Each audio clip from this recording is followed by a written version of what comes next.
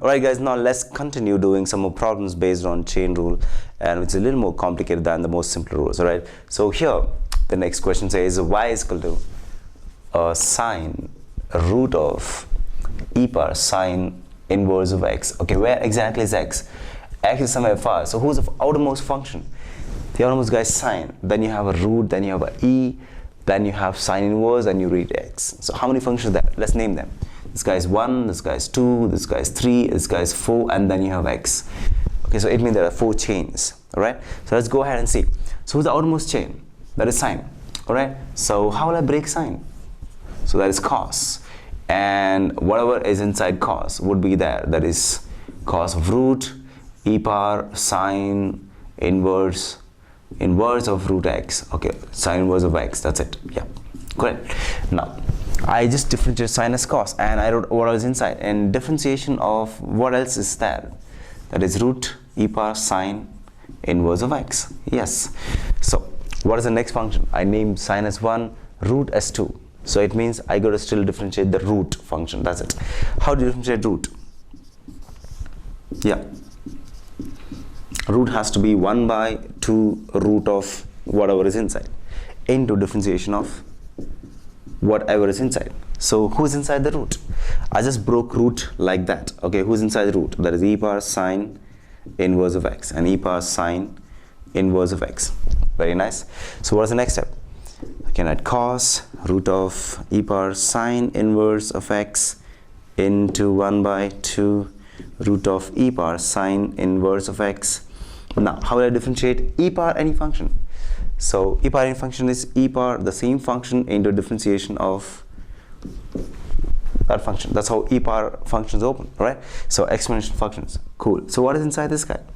That is sine inverse of x into differentiation of sine inverse of x. That's it.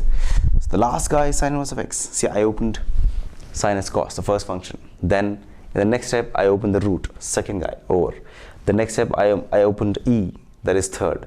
And I'm left out with the last function, that is sine inverse function. So fine. So there's cos root of e sine inverse of x into 1 by 2 root e power sine inverse of x into e power sine inverse of x.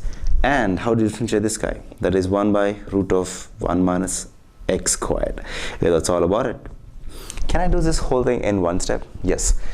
After you are good at understanding this and what exactly is happening, very clear about it, then you can follow this, what I'm doing now. Okay, if it is, my question is like sine root of e power sine inverse of x, I can write this whole thing in one step.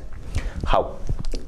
Just differentiate this guy, that is cos, and write everything inside, that is e power sine inverse of x into, all right? So I'm writing into. How do you differentiate root? I differentiated this guy, done. I differentiate root, that is 1 by 2 root, who is inside? E power sine inverse of x. So this is done, this is done. Who's the next guy? E. How do you differentiate that? Do it directly, that is e power sine inverse of x only. E power x is e power x itself, right? It's like that. So e is done. So into differentiation of who is inside e, that is sine inverse of x. So 1 by root of 1 minus x squared. Okay, that's your answer, which is same as this, right? So either you can do it in stepwise or you can do it directly. This you can do after a little while. All right, so right now let us go ahead doing this and that both. Once you're comfortable, good with that, carry on with that. All right, so what's the next question here? Right, now let's work with the second problem here. It says y is equal to log sine inverse of root of log tan x. Okay, how many functions there? In fact, how many chains basically? The first guy is log, the next guy is sine inverse, and next guy is root, then log, then tan, then x. So I can write, let's name them. This is 1, this guy is 2, the root is 3, the log is 4, and the tan is 5. There are 5 chains basically. Okay, so there should be 5 steps. Well, let's go with the first guy. How do you differentiate log? It is like 1 by x. If it is log x, 1 by x. So log of everything, that's it. So 1 by whatever is inside log, there is sine inverse of root of log of tan x, and that's it. Into differentiation of, yeah, I just differentiate this guy. So the rest of it I should write, that is sine inverse of root of tan, log tan x. All right, that's it. So what's the next step? I write this guy as 1 by sine inverse root log tan x. All right, so how do you differentiate sine inverse now? This is my second function. All right, so how do you differentiate this guy? It goes like 1 by root of 1 minus what is inside sine inverse?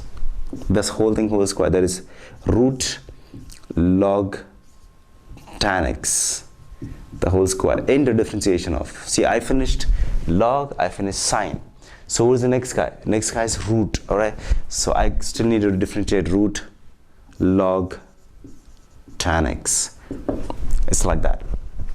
Okay, next I am done with this guy here. I am supposed to work with this. All right, so let's go ahead.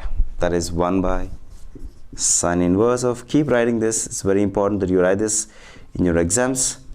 Okay, 1 by root of 1 minus root log tan x, yep, into, how do you differentiate the root? That is 1 by 2 root of whatever is inside, that is log tan x, yep, into differentiation of.